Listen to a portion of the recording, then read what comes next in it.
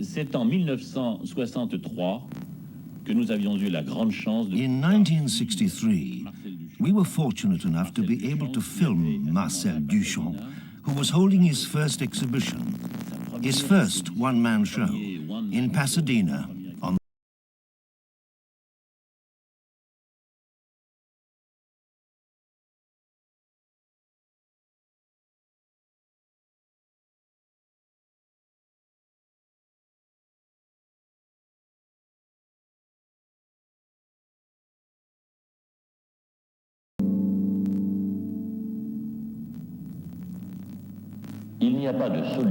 There's no solution because there's no problem, declared Marcel Duchamp.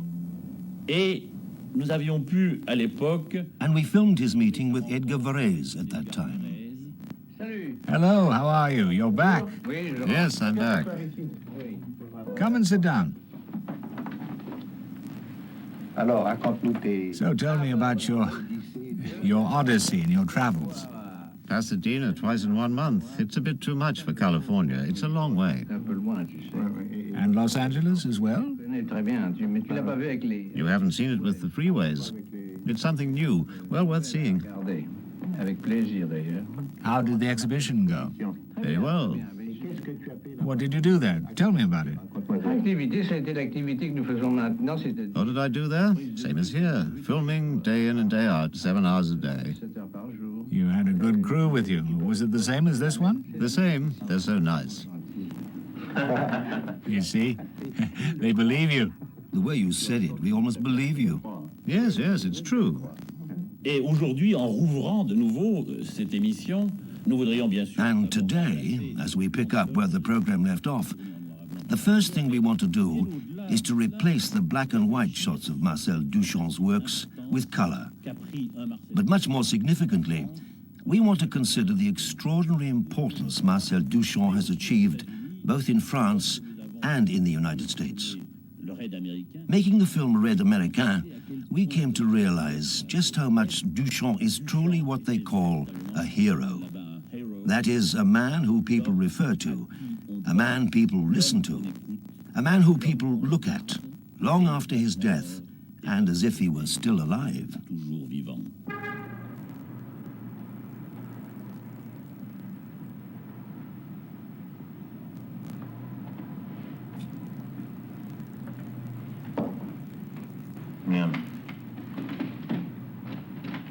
Suppose I move the king here. It's the best thing you can do to get out of the corner I've put you in. Sortir Duchamp, leave the field. Yes, sortir Duchamp.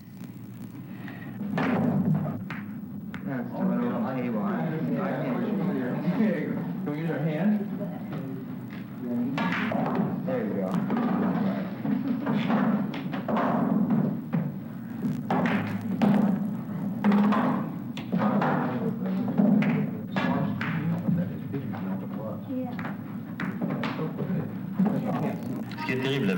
The terrible thing about chess is that I came here intending to ask you lots of questions, but playing chess keeps us quiet.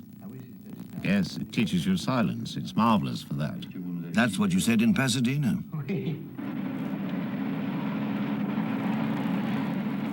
Earlier you were saying, for you, Los Angeles is a town that doesn't exist. That's right. I've been there 3 or 4 times, but I'm absolutely incapable of finding my way around. There isn't a single steeple or square. I never read the street signs. I could if I had to, but it's a hell of a job to find your way around. Especially as I don't drive, I'm not interested. It's a sort of ghost town.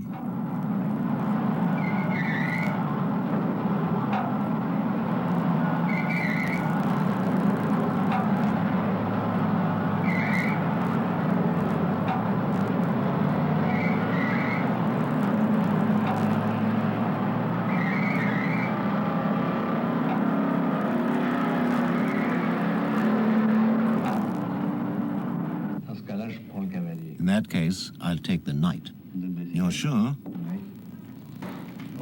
But of course I could do this, couldn't I? Then we exchange knights.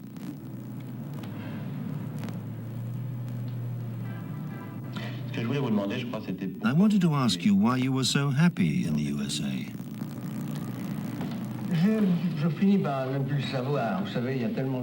I've been here so long, I don't really know anymore. I first came here on a temporary basis. I had a temporary visa.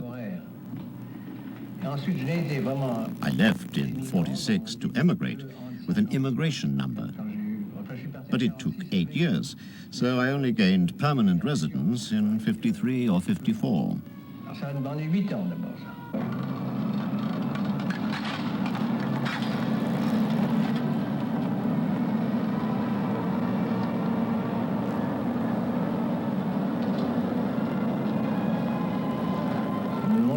My case was probably the last, and for some reason I had to wait 8 years instead of 3 or 4 years. So I've only been here fully since 53 or 50.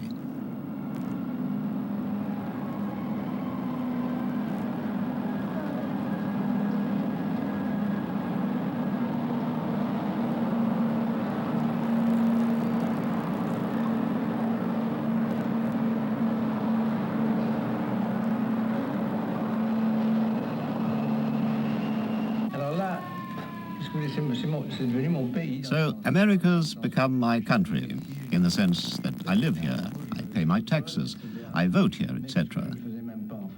I didn't even vote in France, but I vote here. Of course, the minute you do the slightest thing wrong here, you really are what they call A gangster. No, seriously, like a gangster, and very quickly, whether it's not paying your taxes or committing a murder. What you're saying is quite paradoxical. You've come to the most modern city in the world to find the peace and quiet there used to be in Europe before the First World War. That's exactly what has happened, even in the physical sense of the word. I lived on Broadway for a long time, and of course I kept my studio windows open in the spring and summer because of the heat. But the noise was infernal. There were 2 elevated sections of the subway, and at that point, Broadway intersects 2 or 3 avenues, and the din of the traffic was dreadful. One gets used to anything, and that's a sort of tranquility, too. As long as you don't get caught up in American society. I mean, no car. No, precisely. No car, no country house, no wife, and above all, no children. I got married in the end, and I'm very happy I did. Besides, it's very convenient. I didn't realize it was. I've always led the life of a bachelor, but marriage has a delightful side, and I can recommend it.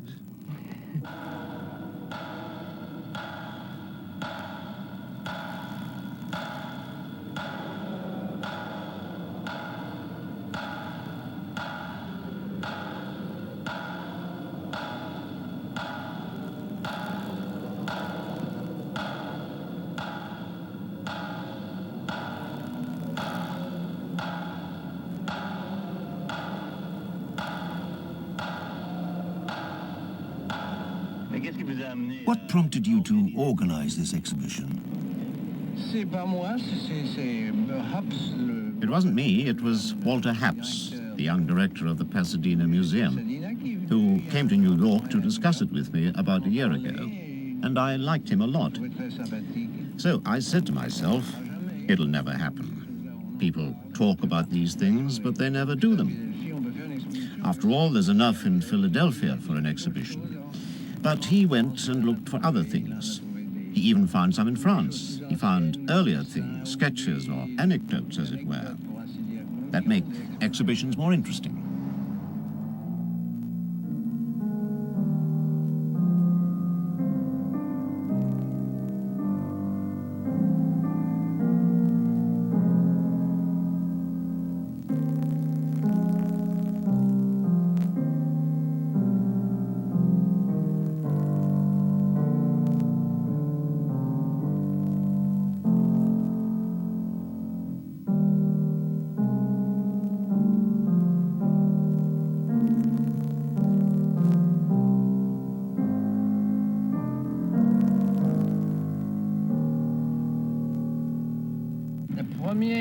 The first exhibition, the one-man show, as they say in English.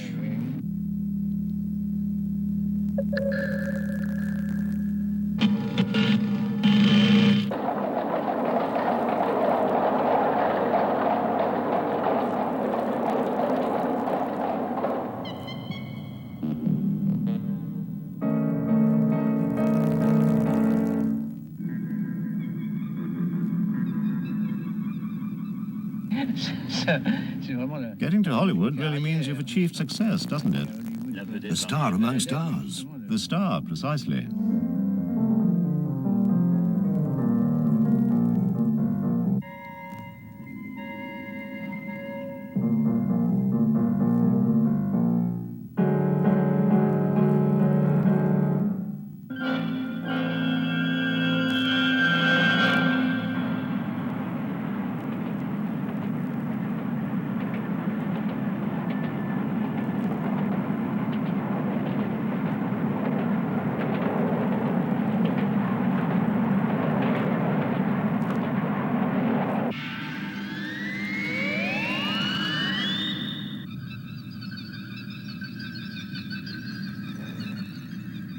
Your footprint cast in cement.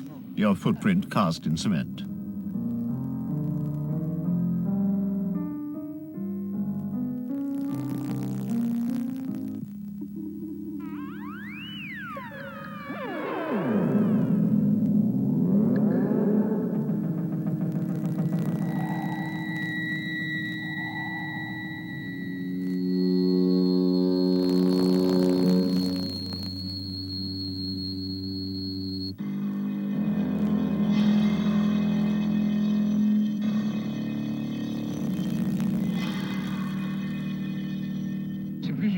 It's more a life story than an exhibition.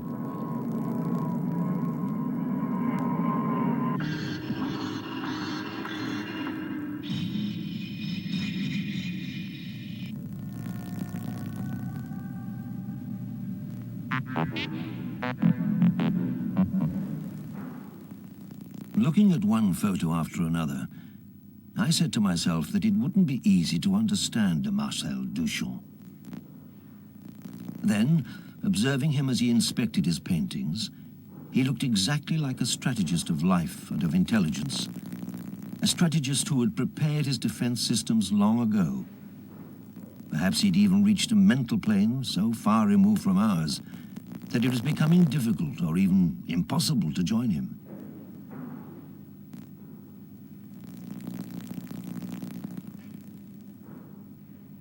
To make it easier, I remembered what others had said about him. First of all, Diane Renal. I admire him greatly because he's a man who, in a way, has let himself die while he is still alive. He is very much alive, as you know, but he has been able to see what has become of his work while he is still alive and as if he were dead. Georges Temfley? C'est extraordinaire dans le sens que He's extraordinary in the sense that he's a person who still today is an incredible influence on young people, especially on very young artists. He's always had that influence, but it has suddenly grown stronger again today, after 30 years during which he hasn't really done any painting. Bill Copley. Everybody talks about the fact that he hasn't painted for several years, but it isn't true. Because he's perhaps the only person to have discovered that painting is something that has left the canvas. Certainly this century, and gradually Marcel has pushed that to the point where his art has left the canvas and come alive. By abandoning the canvas, his art has become his own life? His own life, that's right.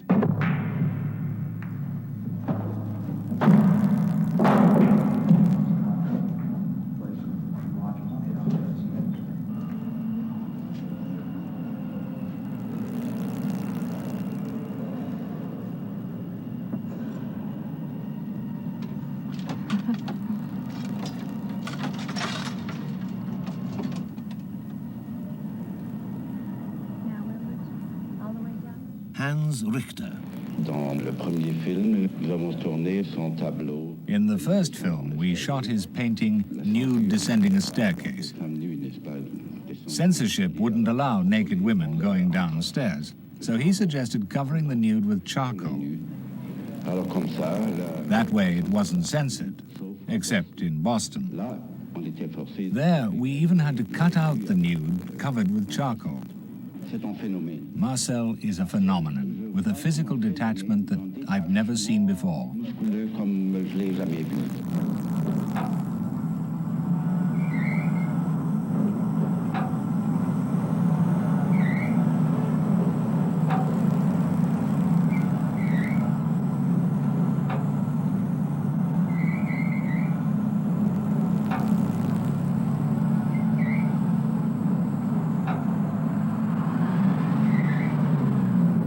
Nicholas Callas.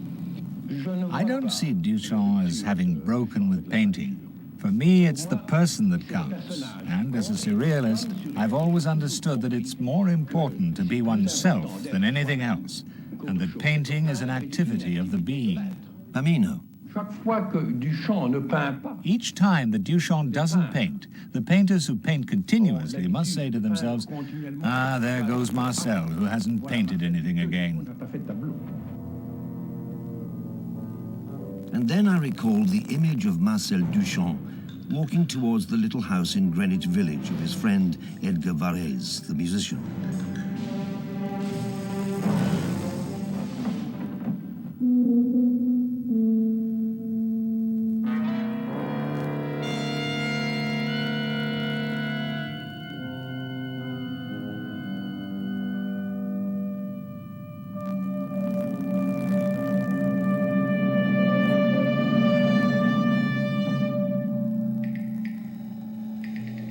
Edgar Varèse, a French musician who has spent most of his life in New York, and whose compositions, which we are listening to at the moment, are a hymn to modernity, a musical way of celebrating today's forms, the arrogant city, fortress of glass and steel.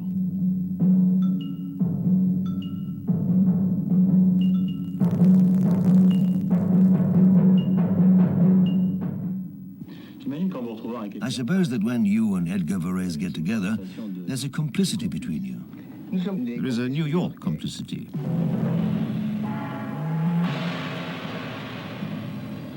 For we arrived together, so to speak. Almost. In 16 and 15.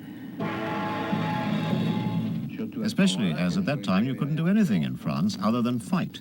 You weren't much of a soldier either, were you? No, I wasn't. Not very militarist. So you were voluntary exiles in a way. Yes, exiles, little pariahs. It's funny how during the last two wars, New York was a sanctuary for all that was best in the world. Yes, there are two countries in the world that are sanctuaries, Switzerland and the United States. And what are you going to do now? Are you going to stay for a while? I wonder if I don't say I'm going to die, but I will die one day, you know. So will I, don't worry. But I mean, are you going to stay in New York for a while? Yes, all winter. So we'll see each other. We don't see each other anymore when we're both in New York. And we live around the corner from each other. Quite. Marcel Duchamp, we are now going to take you on a long journey into the past. The exhibition is almost over. You're the last visitor. Where are you? I'm in 1902. This painting was done in 1902. It's almost my first real painting. Before that, I'd done sketches, but that was my first oil painting. Impressionist style, but it's not proper Impressionism. But it's retained a vigor. I haven't seen it for 40 years or more. It used to be very grey, but it's been revarnished, and it looks very good now. Where is it? Rouen again? No, it's Blainville. That's the house where I was born. The house where a notary still lives today.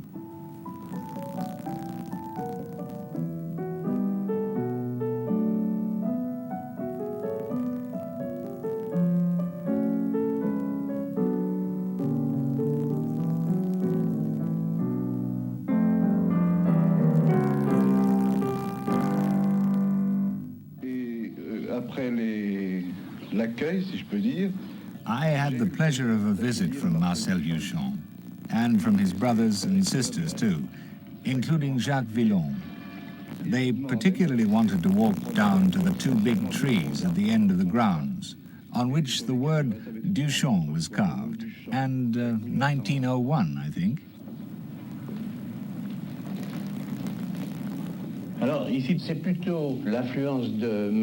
That's Matisse's influence. That represents 10 and 10, these 10s. I had the time to see all the famous Matisse paintings at the Salon d'Automne in 1907 or 1908. And I was interested in him at that time. I wanted to change. I was young enough to change. And it really was my Fauviste period at that time. People don't even know you had one. No, because I wasn't really a Fauviste. I was a young man painting Fauviste pictures. It's not the same thing.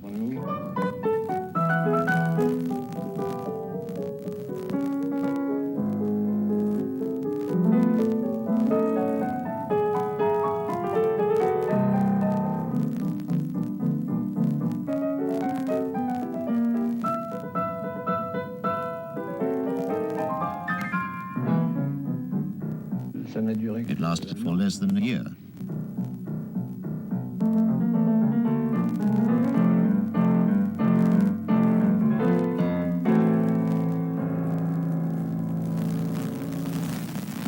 And with this picture, we're still in 1910.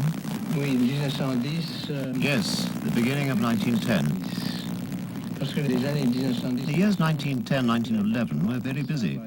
And I did that one around Easter 1910, I think. It's a portrait of my father. A very good man because he had the sense to help his poor artist sons who couldn't have earned their living without his assistance. There were a lot of us, and what he did was extraordinary. He decided to help us financially as much as he could, and he carefully wrote down how much he gave us on a scrap of paper. Like a notary. Like a notary. And those sums were deducted from our inheritance after his death. For we had 3 younger sisters who inherited everything, while Villon and I got almost nothing. Because you'd already eaten into your share. We'd spent it all, of course. It's better to have the money when you're young than when you're old. It was a very good idea, and he adhered to it rigidly. Villon and I are very grateful to him, especially Villon, whom he helped until he was 50, 60. He died in 1925. It was a long time to support an artist. And it was a success because he made a good artist of Villon, didn't he? The striking thing about this portrait is the sudden Cézanne influence. Yes, at that point, I suddenly changed. I don't know why, because it's not easy to analyze without taking a bit of time to think about it.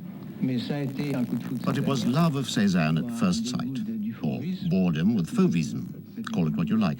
But Cézanne had an extraordinary influence on me. That too lasted only 6 months or a year. In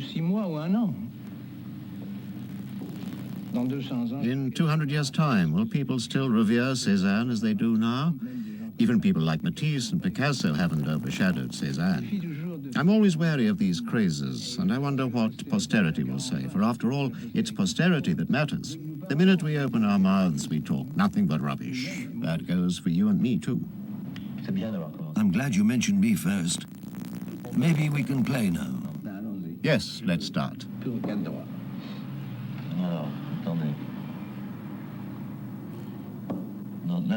Wait, I'm not allowed to move here, am I? Actually, it's very symbolic, these two.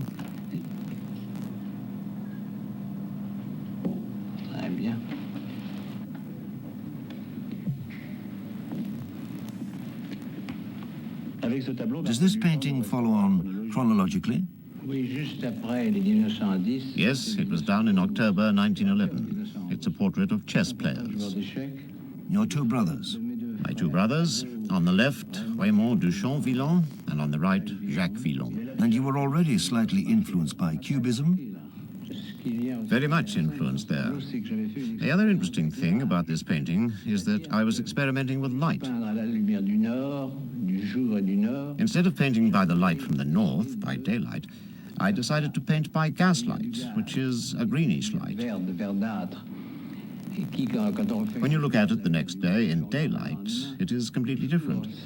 Everything's grey, all the nuances are lost. That's what interested me, and the experiment was very successful. So it's already the Cubist period? Absolutely. But not so much in 3 dimensions, but definitely in 1 dimension and in 2 dimensions. Wasn't this one of the 4 paintings that were in the Armoury show? Can you recall it? That was a great moment for you, wasn't it? Yes, there was the nude, of course. and this one, a painting which is in Venice now. But there was the King and Queen, of course, and the nude descending a staircase. The Armory show was in New York. New York, 1913. Didn't it take New York by storm? It was fantastic. It really woke the Americans up and made them completely aware of modern art. From then on, there was a whole wave of modern art in the United States, to which the Americans themselves made a major contribution. And in this painting, you showed your passion for chess for the first time. What exactly does chess mean to you? It's been a constant throughout your life. It's a logical or Cartesian constant, if you like. But isn't your love of chess, in a way, a love of mathematics? No.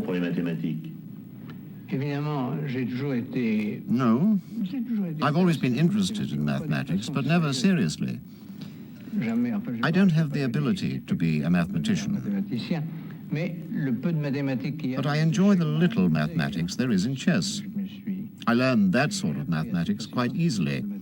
And it's logic rather than mathematics. It's mechanics rather than mathematics. It's mechanics in that the pieces move, interact, and take each other. They're constantly moving. That's what attracts me, because a game of chess, a static chess position, has no plastic or aesthetic side. It is the possibility of moves that can be made from that position that make the position beautiful or not so beautiful. But does chess have a symbolic value for you? No. You only derive pleasure from it. It has no other meaning. No, of course it's a bit like a drug. That's not symbolic, it's a comparison with drugs. That is, when you start playing chess young, you go on playing it until you die. It's a passion that you take to the grave with you. And it's something that makes you waste an incredible amount of time in your life. That's what happened to me and probably helped me to do what I wanted. And that is to do the least possible number of paintings, not to repeat my paintings. The two go together. Chess helps pass the time when you're not painting.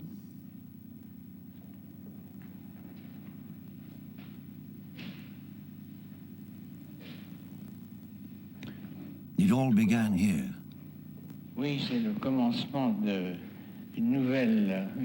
Yes, 1911 was the beginning of a new life. That was really the transition from the old-style painting to the new. I admit this was a rather simplistic interpretation of Cubism. But even so, there's something in the repetition of the 5 nudes, which are the same nude repeated 5 times. It's a rather simplistic way of painting without making too much effort. There is nothing of the real Cubism yet, but it really is a turning point. What happened at that point? I don't know. Nothing. I must have seen some Cubist paintings at that time. I think it was in the middle of 1911. Anyway, that's when I became interested in Cubist ideas, in the repetition, if not in the demolition of the object, as Cubism was later defined. I was more interested in the repetition of the same figures on the canvas, representing the same figure.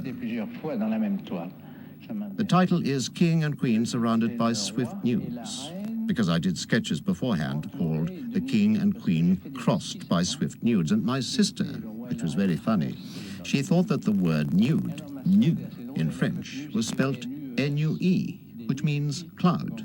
Swift clouds, you see? It wasn't about clouds at all, but real nudes, who aren't nude at all, who aren't nude in the sense of being anatomically nude. But it's the idea. The king and the queen aren't monarchists either. They're more like chess pieces. It's a combination of symbols. We're already a long way from Cubism. Yes, but all the same, that was my Cubist period. I didn't do anything else that was Cubist. I didn't do anything where I demolished the object. And here it's the big event. Yes, it's the big event, but it was big in spite of me.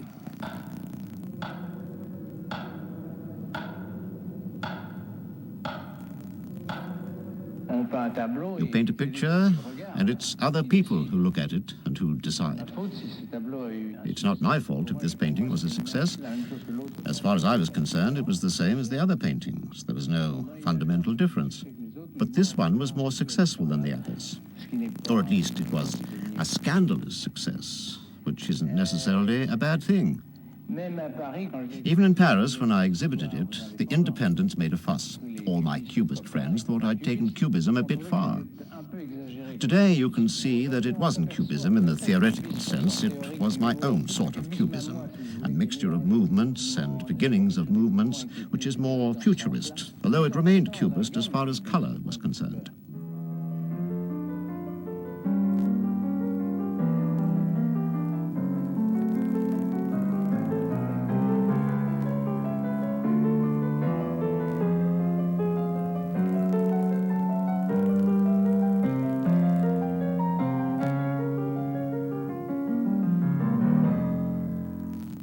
This one?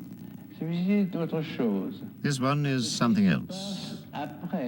It was after 1912, in July, when I went on a trip to Munich. By then, I had already had enough of nude descending a staircase and of the king and queen. That business was over, and I wanted to rid myself of all traces of Cubism. So that summer was a period of abstract research. When was that? July 1912. You quickly grow tired of things. Whereas the King and Queen are from 1912 too. What's the title of this one? Passage from Virgin to the Bride, which of course has a double meaning. And now, Marcel Duchamp, what do you think when you look at all that again?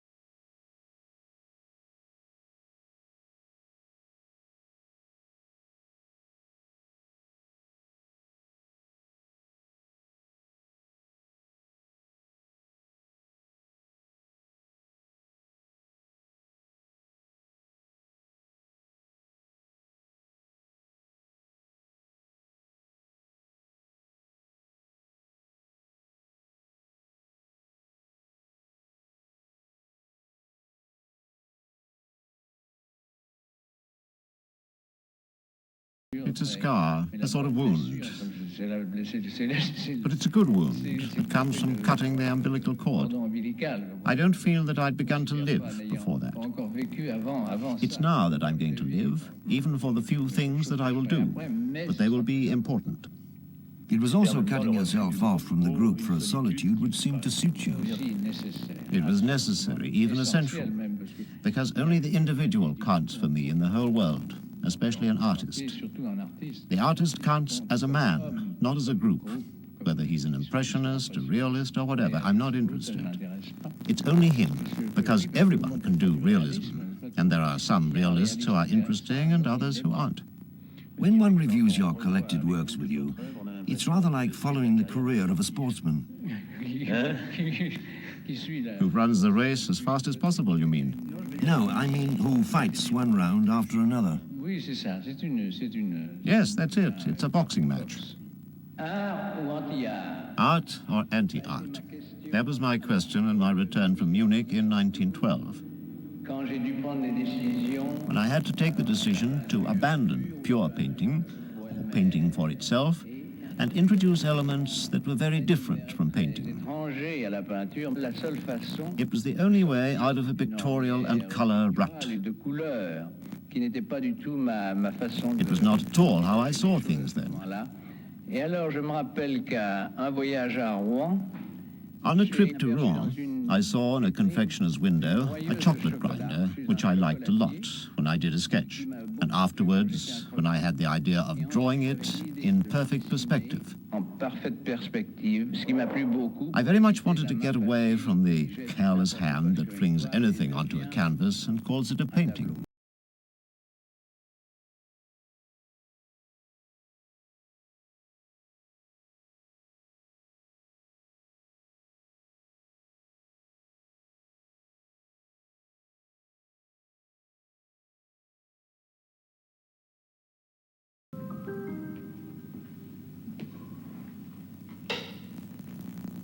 But when you speak of anti-art, it was very revolutionary at the time. Yes, it was very revolutionary because, especially the word anti-art, which I don't like, because anti-art art is also art. It's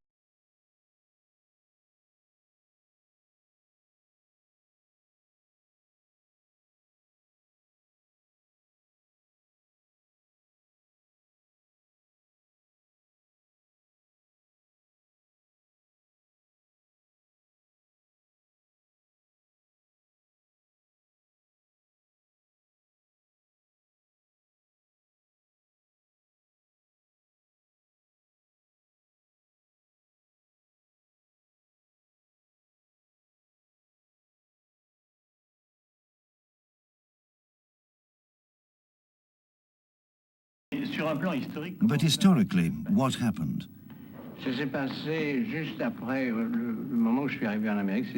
What happened was that just after I arrived in America in 1915, when all the exiles from the First World War arrived, Picabia, Blaise, Grozzi, and Man Ray, who wasn't an exile, and Varese, the composer.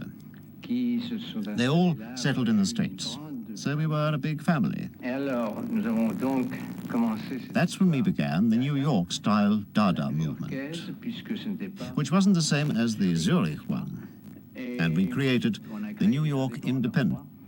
And it was only in 17 or 18, when Picabia went to Zurich, that he asked Zara and Arp, I suppose, to come to Paris to continue Dada in Paris. And it started in 18 or 19, when I also went back. So this anti-art side you spoke about earlier was actually anti-society. Yes, anti-society. Which you felt was going crazy. Which was becoming completely absurd and unacceptable.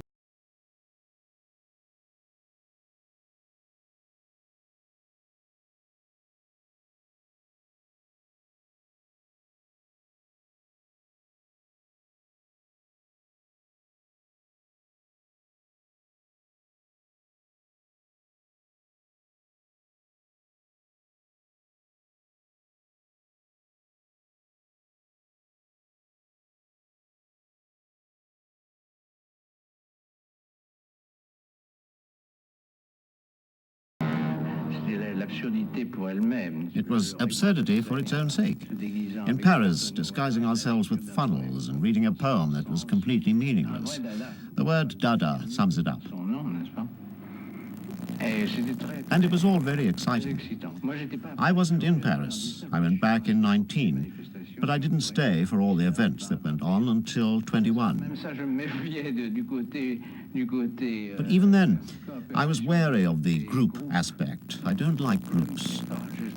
So you keep saying.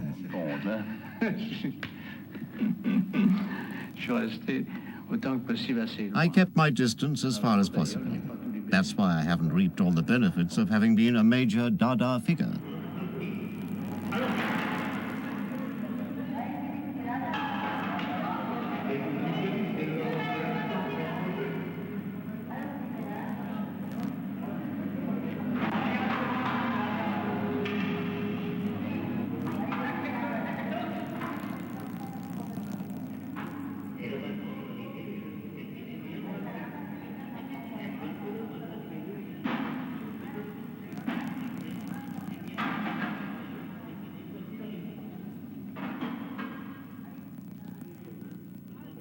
It's the first time you've kept still in the film. You're sitting down quietly. Quietly, very pleasant. As if you'd arrived. Arrived where? The fact that from 1913 I was able to have this bicycle wheel in my studio, for the pleasure of seeing it there, like a fire in the hearth, was the beginning. What's the name of the cage full of sugar? It's called Why Not Sneeze? Obviously the title sounds odd, because there's no connection between the sugar lumps and sneezing. What's more, those sugar lumps aren't made of sugar, they're marble. So it's already something else, because when you lift up the cage, you're surprised by the weight. It's much heavier than you expected. There's also a thermometer in the corner, which is supposed to show the temperature of the lumps of marble, to prove that they're not sugar, etc. That's the sort of thing I was interested in doing. I did that in 23, I think. Were you trying to make fun of others? No, I was laughing at myself mostly. Disassociation between the idea of sneezing and the idea of why not sneeze? Because you don't sneeze at will. You often sneeze in spite of yourself. So, why not sneeze is because you can't sneeze at will. Besides, there was the literary side, dare I call it. The word literary is stupid. It doesn't mean anything. But it's the only word I can use for the moment. And the marble and its coldness. You could say that you were cold because of the marble. But all associations are permitted. And the more there are, the more successful the thing is. That's what I wanted to say. La répétition est dangereuse. Repetition is dangerous always. Et la répétition m'inquiétait. And I was so concerned about repetition that I could make one ready-made a day. I made a rule for myself to do only very little each year. And besides, the choice of this ready-made was not to be the result of an aesthetic pleasure. A beautiful thing, for example. I wanted to avoid all that. It's very difficult to choose something that is absolutely devoid of aesthetic pleasure. That was the problem.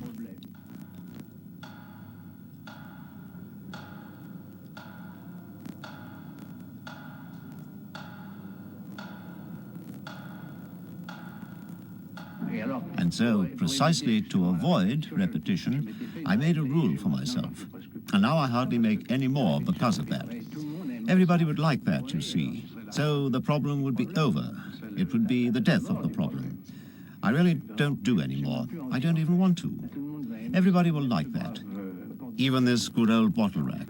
It's made of iron. The bottle rack from a cheap department store, which is where I bought it, in fact.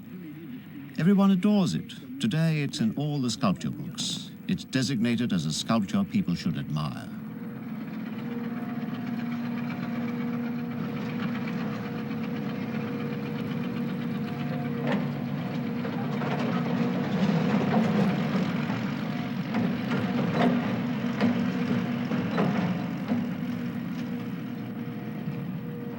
now perhaps it's time to ask what intelligence is for.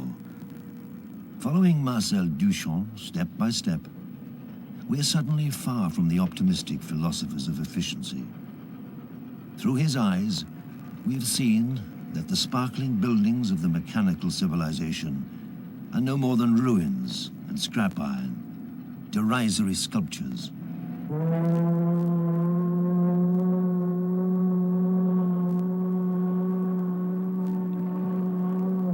What then? Play the game? But which game?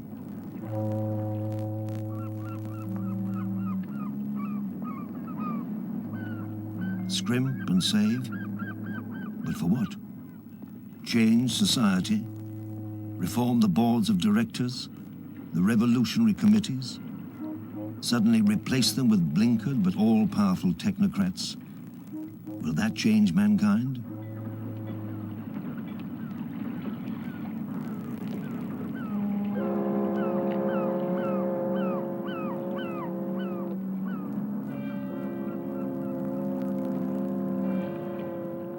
And what about death?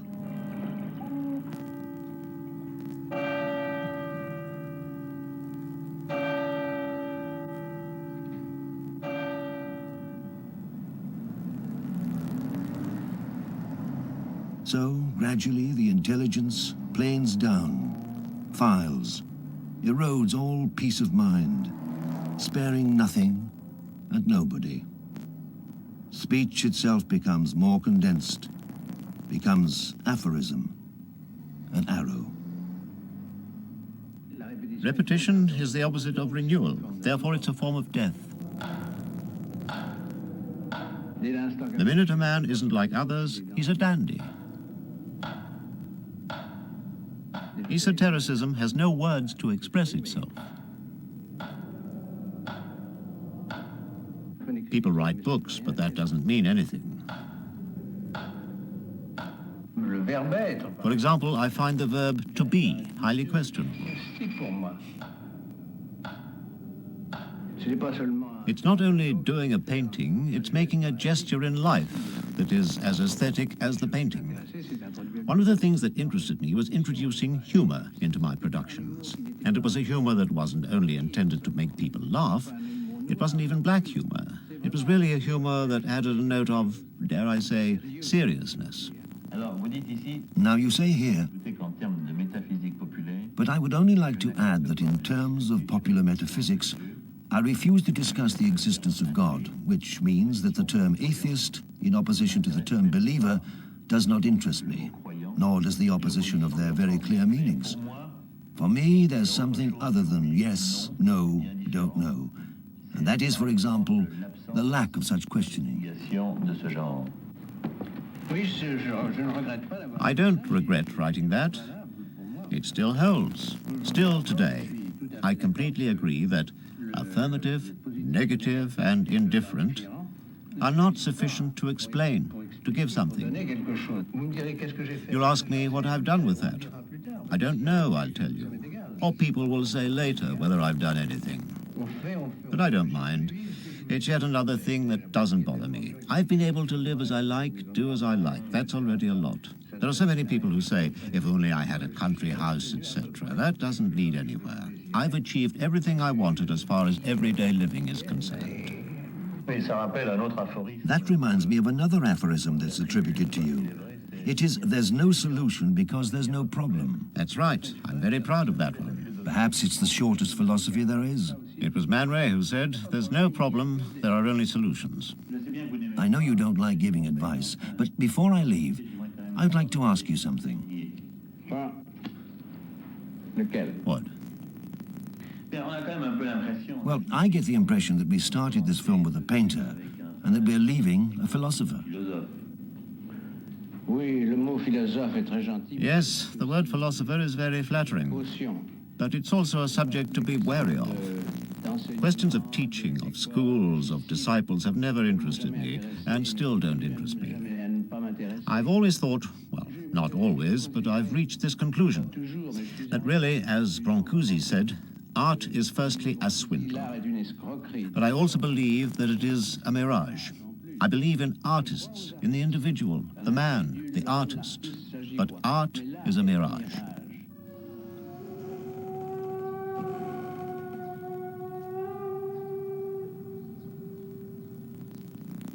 And here, between ourselves, a secret. For a long time, Marcel Duchamp pretended he wasn't painting anymore. And yet, in secret, unbeknown to practically everybody, he worked in this secluded New York studio from 1946 to 1966 on this strange project, which is now in the Philadelphia Museum of Art, entitled Étant donné, meaning given that.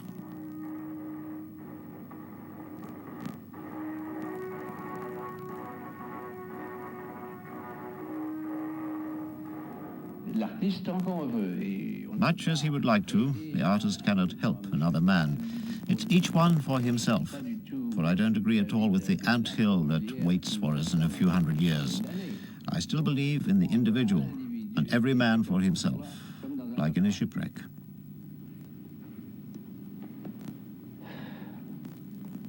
Is that the last word? It's the last word.